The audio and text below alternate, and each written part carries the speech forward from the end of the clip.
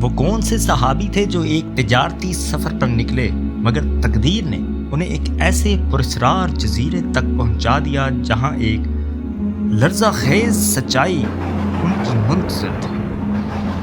حاضرین محترم، آج جو کہانی ہم آپ کو سنانے جا رہے ہیں یہ تقریباً 1450 سال پرانی ہے۔ یہ کہانی ہے ایک عظیم صحابی حضرت تمیم داری رضی اللہ تعالی عنہ کی، جو پہلے عیسائی ہوا کرتے تھے، لیکن قسمت نے انہیں ایک ایسے سفر پر روانہ کیا جو انہیں سیدھا ایمان کی روشنی تک لے گئی۔ یہ ان دنوں کی بات ہے کہ جب حضرت تمیم داری تجارت کے لیے سمندر کا سفر کر رہے تھے۔ ان کے ساتھ دوسرے قبیلے کے 30 افراد بھی موجود تھے۔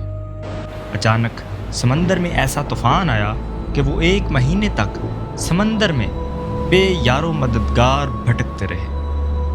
ہر سمت پانی ہی پانی تھا، نہ کوئی کنارہ اور نہ ہی کوئی راہ دکھانے والا۔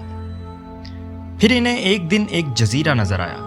وہ خوشی سے نہال ہو گئے اور چھوٹی کشتیوں میں بیٹھ کر جزیرے تک پہنچے، لیکن جو کچھ وہاں ان کا انتظار کر رہا تھا یہ انسانی عقل کو حیران کرنے کے لیے کافی تھا۔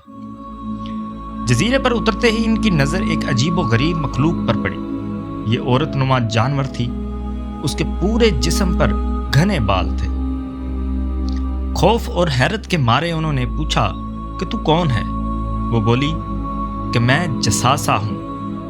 حدیث سے معلوم ہوتا ہے کہ جساسہ دجال کی ایک مقبر مخلوق ہے۔ یہ لوگوں سے معلومات اکٹھا کر کے دجال تک پہنچاتی ہے۔ اس کا کام جزیرے پر آنے والوں کو اکٹھا کر کے دجال کے پاس لے جانا ہے تاکہ وہ ان سے دنیا کے حالات کے بارے میں پوچھ سکے۔ حدیث سے معلوم ہوتا ہے کہ وہ انسانی اور حیوانی خصوصیات کا مجموعہ ہے۔ جساسہ حضرت تمیم داری اور ان کے ساتھیوں کو لے کر جزیرے پر موجود ایک پراسرار عمارت میں لے گئی۔ انہوں نے وہاں جو منظر دیکھا وہ ناقابل یقین تھا۔ ان کے سامنے ایک خوفناک اور مضبوط جسامت کا ایک قیدی موجود تھا۔ اس کے ہاتھ اور پاؤں لوہے کی زنجیروں سے جکڑے ہوئے تھے۔ یہ دجال تھا، لیکن حضرت تمیم داری کو اس کے بارے میں کچھ بھی علم نہیں تھا۔ حضرت تمیم داری نے پوچھا کہ تم کون ہو؟ لیکن اس نے پوچھا کہ تم کون ہو؟ حضرت تمیم داری نے اپنا تعارف کروایا اور جزیرے پر آنے کا ماجرا سنایا۔ دجال نے حضرت تمیم داری سے پوچھا کہ ملک شام کی ایک بستی کا نام بسان ہے، کیا وہاں کھجوروں میں پھل آتا ہے یا نہیں؟ تو حضرت تمیم داری نے کہا آتا ہے۔ اس پر دجال نے کہا وہ وقت قریب جب اس پر پھل نہیں آئے گا۔ اس کے بعد دجال نے پوچھا کیا تبریا کے سمندر میں پانی ختم ہو چکا ہے؟ حضرت تمیم داری نے جواب دیا بہت پانی ہے۔ یہ سن کر دجال نے کہا کہ وہ زمانہ قریب ہے جب اس میں پانی نہیں رہے گا اور یہ سوکھ جائے گا۔ پھر دجال نے پوچھا کہ شام کی بستی کے چشمے کا کیا حال ہے؟ حضرت تمیم داری نے کہا کہ اس میں بھی بہت پانی ہے اور بستی کے رہنے والے اسی کے پانی سے کھیتوں کو سیراب کرتے ہیں۔ پھر دجال نے کہا اچھا آخری نبی کا حال سناؤ۔ اس پر حضرت تمیم داری نے کہا کہ وہ مکہ سے ہجرت کر کے مدینہ تشریف لے آئے ہیں۔ دجال نے پوچھا کیا عرب کے لوگوں نے ان کے ساتھ جنگ کی ہے؟ حضرت تمیم داری نے کہا ہاں۔ دجال نے پوچھا پھر کیا نتیجہ رہا؟ حضرت تمیم داری نے کہا وہ اپنے گرد و نواح پر غالب آ گئے ہیں اور لوگ ان کی اطاعت قبول کر چکے ہیں۔ یہ سن کر دجال نے کہا ان کے حق میں یہی بہتر تھا کہ لوگ ان کی اطاعت قبول کر لیں۔ جب حضرت تمیم داری نے ان کے ہر سوال کا جواب دے دیا تو وہ کہنے لگا میں دجال ہوں اور وہ وقت قریب ہے جب مجھے باہر نکلنے کی اجازت مل جائے گی۔ میں 40 دنوں میں پوری زمین کا چکر لگاؤں گا سوائے مکہ اور مدینہ کے۔ ان 2 شہروں میں داخل نہیں ہو سکتا۔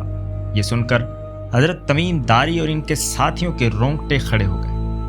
جب حضرت تمیم داری مدینہ پہنچے تو انہوں نے نبی کریم صلی اللہ علیہ وآلہ وسلم کی خدمت میں یہ واقعہ بیان کیا۔ نبی کریم صلی اللہ علیہ وآلہ وسلم نے ان کی تصدیق فرمائی اور صحابہ کرام کو بتایا کہ دجال کے متعلق جو معلومات دی گئی تھی وہ بالکل درست ہیں۔ حضرت تمیم داری ہی وہ عظیم شخصیت ہیں جنہوں نے مسجد نبی میں سب سے پہلے چراغ روشن کیے تھے۔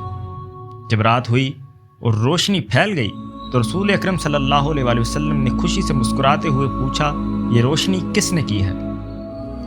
صحابہ نے حضرت تمیم داری کا نام لیا تو نبی کریم صلی اللہ علیہ وآلہ وسلم نے ان کے لیے ڈھیروں دعائیں فرمائی اور کہا کہ اگر میری کوئی بیٹی ہوتی تو میں تمہارا نکاح اس سے کر دیتا۔ اسی وقت نوفل بن حارث رضی اللہ تعالی عنہ نے اپنی بیٹی کو ان کے نکاح میں دے دیا۔ ناظرین گرامی، حضرت تمیم داری سے 18 حدیثیں روایت کی گئی ہیں۔ حضرت تمیم داری کی ایک انجان جزیرے پر دجال سے ملاقات کی یہ کہانی ابھی ختم نہیں ہوئی۔ سوال تو یہ ہے کہ دجال نے قیامت کے آخری زمانے میں آنا ہے، تو پھر دجال کیسے حضرت تمیم داری کو 1400 سال پہلے اس پراسرار جزیرے پر ملا تھا؟ اسلامی روایات کو دیکھیں تو پتہ چلتا ہے کہ دجال کے پاس بہت ساری طاقت ہوگی۔ سوال یہ ہے کہ کیا دجال ٹائم ٹریول کر کے پرانے وقت میں پہنچا تھا؟ کیا دجال پرانے زمانے میں جا کر دنیا کی تاریخ بدلنا چاہتا تھا؟ وہ کون تھا جس نے دجال کو پراسرار جزیرے پر قید کر دیا تھا؟ ان سارے سوالات کے جواب ہم آپ کو اپنے آنے والی ویڈیو میں دیں گے، لہٰذا آپ سے گزارش ہے کہ چینل کو سبسکرائب کر لیں تاکہ آپ تک ہماری تمام معلوماتی ویڈیوز بآسانی پہنچ سکیں۔